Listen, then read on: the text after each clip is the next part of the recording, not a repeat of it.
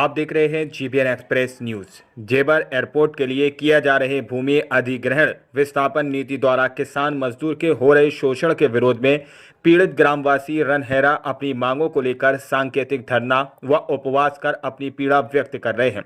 आखिर प्रशासन किस बात का इंतजार कर रहा है? आखिर किसान क्या गलत मांग कर रहे हैं? ना तो ये सरकार को समझा पा रहे, ना किसानों को सरकार। गांव में गुस्सा सुलग रहा है। शासन और प्रशासन के खिलाफ सब आंख बंद करके देख रहे हैं। जहां पर जीबीएन एक्सप्रेस की टीम मौजूद है, जहां पर लोगों ने और किसानों ने अपना दुख दर्द बताया है कि किस तरह से उनकी बात को अनदेखा किया जा रहा है। आप यहां पर हमारे संवाददाता की रिपोर्टिंग देख सकते हैं। नमस्कार, गौतम बुद्ध नगर आप देख रहे हैं जीबीएन एक्सप्रेस न्यूज और मैं आपके साथ गुलशन जायसवाल। आज हम आए हैं गांव रनहेरा के अंदर। आप देख सकते हैं शिव मंदिर चौक है। रनहेरा गांव के अंदर जहां पर विस्थापन को लेकर के हर बार पंचायत होती थी, लेकिन यहाँ के किसानों ने, यहाँ के गांव वासियों ने खास करके एक कड़ा फैसला ले लिया है। और वो फैसला क्या है कि वो 6-7 दिन हो चुके हैं इस वक्त जो अनशन उपवास पर बैठ गए हैं। आप देख सकते हैं कि ये शिव मंदिर चौक है। यहाँ पे हमने लगातार कई बार वीडियो भी डाली हैं। आप देख सकते हैं जीबीएन एक्सप्रेस न्यूज़ के माध्यम से कई बार आपको दिखा चुके हैं कि गांव के जो वासी हैं वो विस्थापन को लेकर के यहाँ आए दिन पंचायत होती हैं, लेकिन पंचायत के चलते हुए आज तक यहाँ पर सक्षम अधिकारी इनके बीच नहीं पहुँचा है। और यहाँ ये 6 दिन से लगातार अनशन उपवास पर बैठ गए हैं। एक कड़ा फैसला ले लिया है इन्होंने।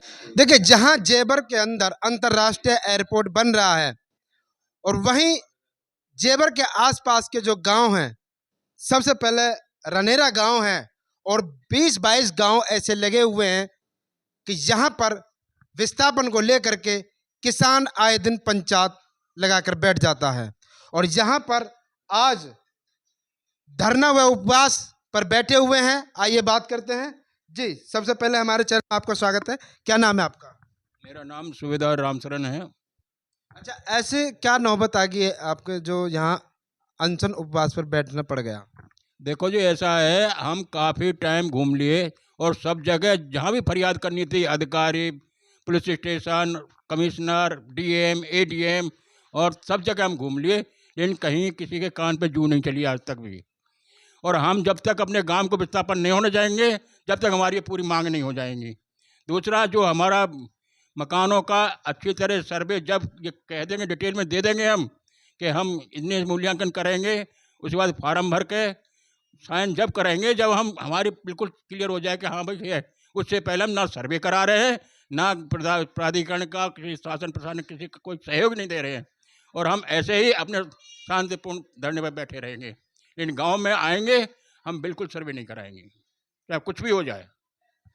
मोदी जी तो सहयोग कर रहे हैं, योगी मोदी जी जो हमारे खास करके उत्तर प्रदेश के मुख्यमंत्री हैं, वो तो बहुत किसानों का सहयोग कर रहे हैं, लेकिन अधिकारी के कानों पे जूं क्यों नहीं चल रही? कानों पे जून इसलिए नहीं चल रही है, किसानों को तो वो ले ही नहीं जाते।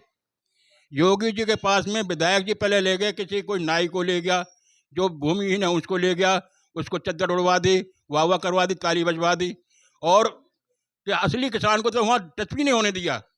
और जो किसान गया भी है उसको बोलने का अधिकार नहीं दिया गया। कि विधायक साहब के साथ तो 30-35 गाँव के लोग गए थे, माननीय मुख्यमंत्री जी से मीटिंग हुई थी। हाँ, मीटिंग हुई थी, लेकिन वो किसान गए थे जो वहाँ से जबान नहीं खोल सकते। अधिकारी और मुख्यमंत्री के सामने वो बोल भी नहीं सकते, हाथ कांपते हैं, बोल नहीं सकते। वो सहमति तो दे के आए हो? सहमति क्या की थी? सहमति फर्जी लगी है हमारे गांव में। बाहर गांव के लोगों ने प्लॉट ले लिए, किसी ने 50 मीटर 100 मीटर, उनके आधार कार्ड वगैरह लगा करके 100% सहमति दे दी। उनको कहाँ से रोकते हम? लेकिन जो अब 80% है, वो 80% अभी भी बने हुए हैं, उससे कम नहीं है। हमारा अभी भी 80% के ऊपर धरना लगा हुआ है, और सुबह शाम पूरे इतने से ज़्यादा आदमी रहते हैं। अब तो थोड़ा टाइम हो गया रेस्ट वगैरह का, तो रेस्ट चले गए, बाकी यहीं पे हैं पूरे आदमी। ठीक है जी। सबसे पहले हमारे चैनल में आपका स्वागत है। क्या नाम है आपका? हाँ, बिरजू नाम है मेरा। क्या आपको लगता है धरना उपवास से अब किसने ये जो सरकार सुनेगी आपकी या प्रशासन सुनेगा?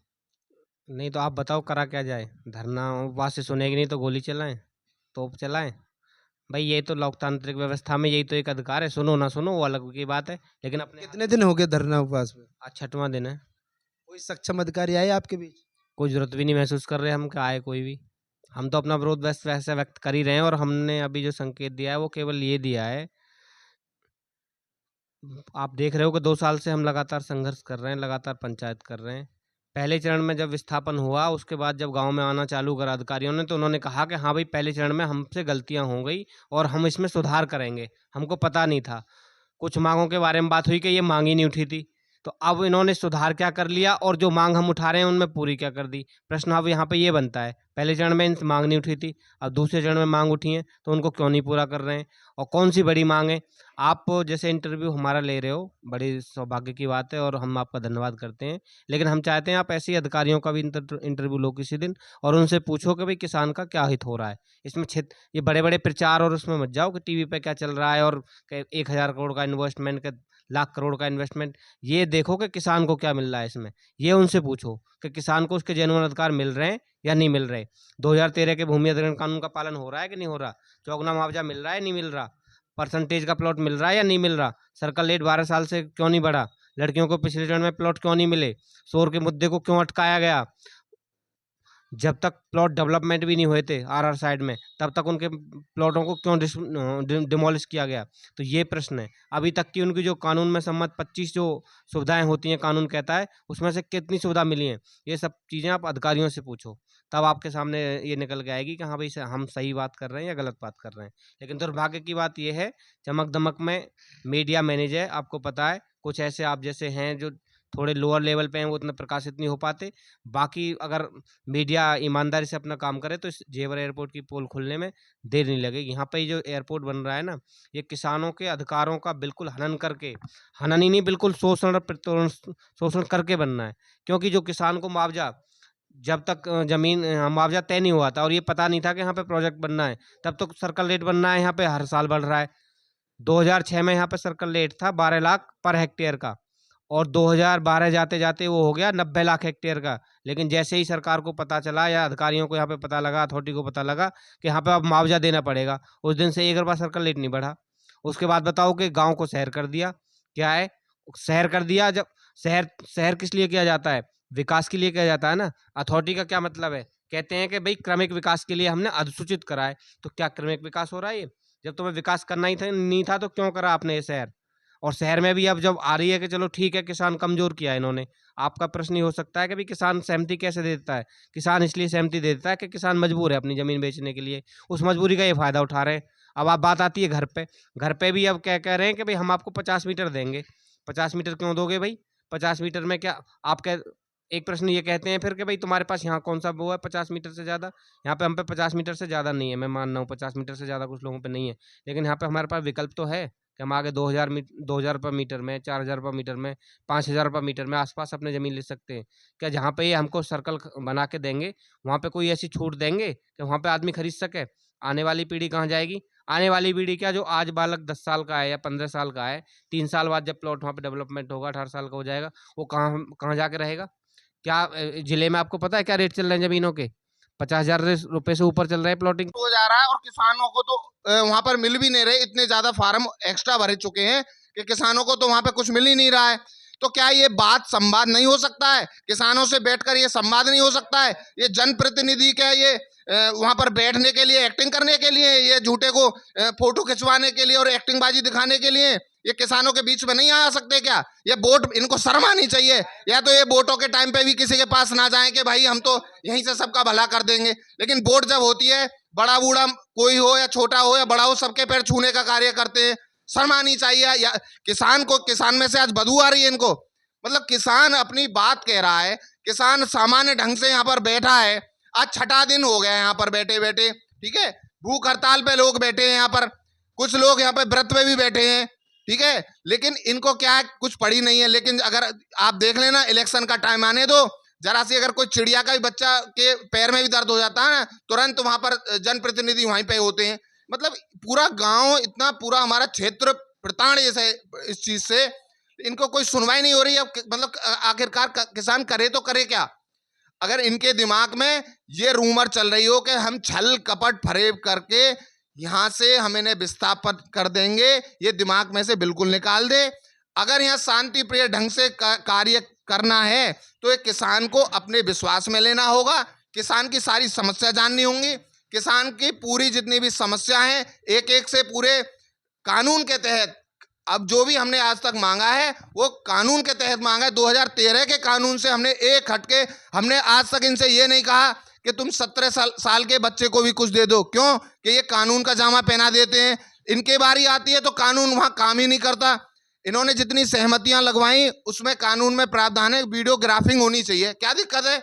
जब आप स्वच्छता से काम कर रहे हो तो उसमें वीडियोग्राफिंग से दिक्कत क्या है? लेकिन छल फरेब से इनको कार्य करना है।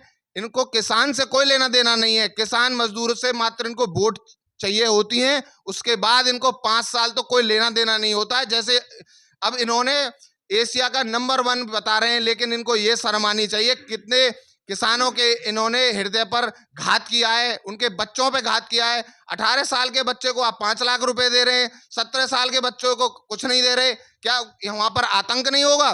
क्या वो जो 17 साल का बच्चा कल 18 साल का हो वो अपने बाप में गोली नहीं निकालेगा क्या? मतलब क्या क्या चाह रहे हो आप? कोई नीति रणनीति इस तरीके से बनानी चाहिए कि जिससे किसान समृद्ध हो सके। ये झूठे के नाम के समृद्ध किसान, विकसित किसान, 2022 में आय डबल, ये सब क्या ड्रामा है ये? तो ये हमारी आपसे अपील है कि यहाँ पर भले कितना बड़ा भी आंदोलन किया करना पड़ जाए, वो सभी होगा जब तक हमारी ये पूर्ण रूप से किसान से बात नहीं पूछी जाएंगी। अनशन उपवास कब तक चलने की आपको पता है कि कब तक चलेगा? ये अनिश्चितकालीन रहेगा। वैसे तो हमारा बीच में ध्येय था कि हम 18-20 तारीख को ख़त्म करेंगे, पर हालात यदि यही रहे तो हमारा अनिश्चितकालीन और भी बढ़ सकता है, धरना और बढ़ सकता है हमारा। क्या लगता है कि अधिकारी अभी आपकी बात नहीं सुनने हैं?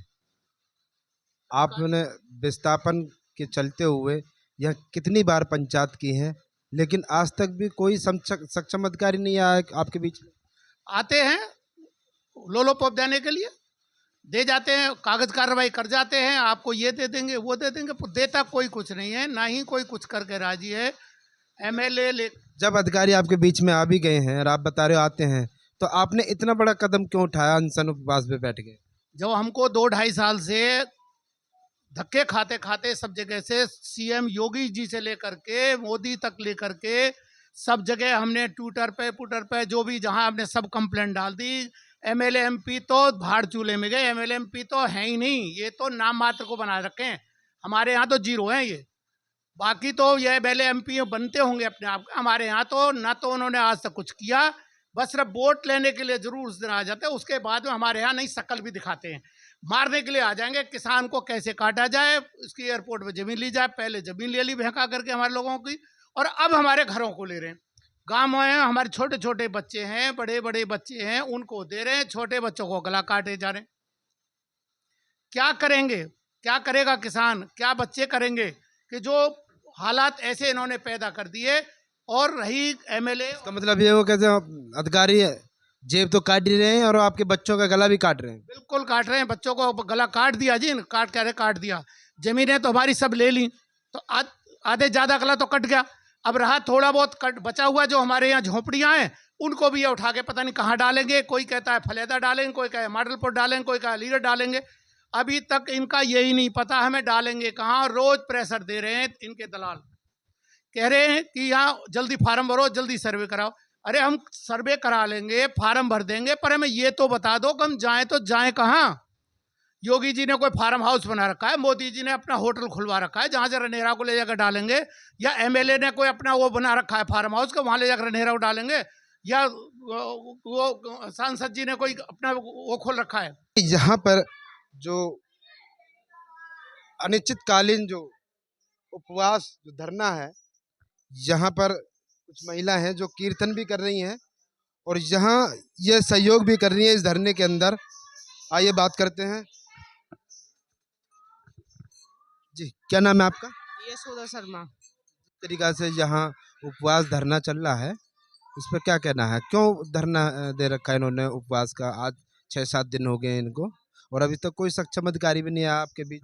हाँ भैया, यही मांग है हमारी, जो मांगते चले आ रहे हैं, वो जब तक हमारी मांग पूरी नहीं होंगी हम यहाँ से कदम नहीं उठाएंगे, ये कहना है हमारा। चाहे क्या मांगे हैं आपकी? मांग वही है हमारी जो इन्होंने बोली है, सबने वही मांग है हमारी। जी, आपका क्या कहना है जिस तरीके से उपवास धरना चल रहा है? हमारा ये कहना है कि हमारा धरना बराबर चलता रहेगा और हमारी जो मांग है, हमारी 12 लाख रुपया लड़की लड़का को 100 गज का प्लॉट और घर घेर के बराबर, और गांव में जितने मंदिरें, जैसे भी मंदिरें वो चाहिए, और हमें अपना मतलब पैसा चाहिए अच्छी तरह और अच्छी जगह बसाना। जो हमारे मतलब वो जो मांग रहे हैं माधरपुर, वो तो निश्चित कर ही दिया, पर माधरपुर ही जाएंगे हम, फरियादा नहीं जाएंगे। जब तक हमारी मांग पूरी नहीं करेंगे ये लोग, हम यहाँ गांव में थे उठेंगे ना, मर जाएंगे, कट जाएंगे, खून बहा देंगे, पर हम नहीं जाएंगे। हमें धन्नो दे के हमारे बच्चे पर हम इनके संग हैं, सब मात शक्ति इनके संग खड़ी है, हमारा बच्चा बच्चा संग खड़ो, हम बिल्कुल यहाँ गांव में थे डिगेंगे ना। बेटी की भी पूरी मांग होनी चाहिए। हमारी जो बेटी है, देखो ये विकलांग माँ है, बेटियों की क्या मांग है? यहाँ रहती है बेचारी, तो इसको भी प्लॉट मिलना चाहिए, पैसा मिलना चाहिए। जो अनाथ है, जो भी रह रहे हैं यहाँ, लड़कियाँ, लड़की है, लोगों को बोला विधवा भी है और 5 से अपाज भी है, या को भी छोड़ना चाहिए। देखिए, काफी बातें हुई हैं यहाँ, काफी किसानों ने अपनी बातें बताई हैं कि अधिकारी कुछ भ्रष्ट ऐसे पैदा हो चुके हैं कि जो किसानों के जेब के साथ साथ उनके बच्चों का गला काटने का भी काम कर रहे हैं। यहाँ पर कोई सक्षम अधिकारी अब इनके बीच में नहीं आया। ये भूख हड़ताल पर बैठ गए हैं, जो यहाँ पर अनिश्चितकालीन धरना लगा के बैठेंगे। ये सारे हथकंडे अपनाने को तैयार हैं, लेकिन अभी तक प्रशासन के कान पर जूं नहीं रेंगी है। तो बने रहिए जीवन एक्सप्रेस न्यूज़ के साथ, लाइक करें, कमेंट करें। मैं आपके साथ गुल हसन जायसवाल, नोएडा।